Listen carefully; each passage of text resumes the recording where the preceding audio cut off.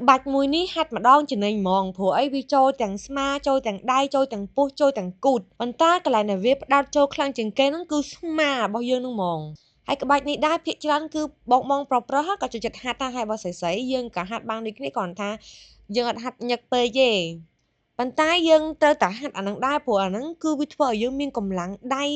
ហើយធ្វើឲ្យស្មារបស់យើងហ្នឹងគឺស្អាតហើយមួយវិញទៀតហ្នឹងគឺវាចំណេញវាបានច្រើនកន្លែងវាចូលច្រើនកន្លែងអញ្ចឹងណាហាត់ម្ដងវាចូលពី3កន្លែងអញ្ចឹងវាចំណេញពេលវេលាមែនទែនហើយក្បាច់នេះដែរគឺយើងហាត់ងាយមែនទែនយើងយកជើងរបស់យើងហ្នឹងទៅអុបនៅអញ្ចឹងហើយពេលដែលយើងងើបឡើងហ្នឹងគឺយើងយកគូតរបស់យើងហ្នឹងប្រើកម្លាំងគូតទាញខ្លួនយើងឡើងទៅលើហើយគូតហ្នឹងយើងរៀងតូចដែរហើយពេលយើងតម្លាក់ខ្លួនចុះគឺយើងប្រើកម្លាំងស្មាហើយនិងកម្លាំងដៃដើម្បីទប់ហើយក្បាច់មួយនេះដែរសម្រាប់អ្នកដែលបានហាត់ប្រាណសោះអ្នកដែលហាត់លើកទី1និងអ្នកដែលបានហាត់ក្បាច់ហ្នឹងទេដែលបានហាត់ប្រើកម្លាំងដៃកម្លាំងស្មាទេ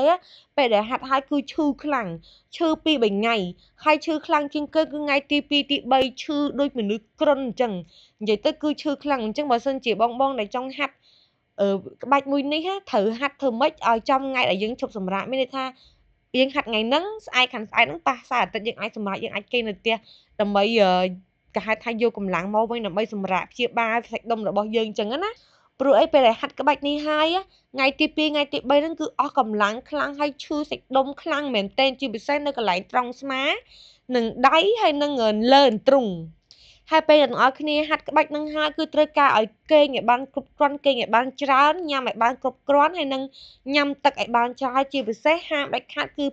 ញ៉ាំវិយាផឹ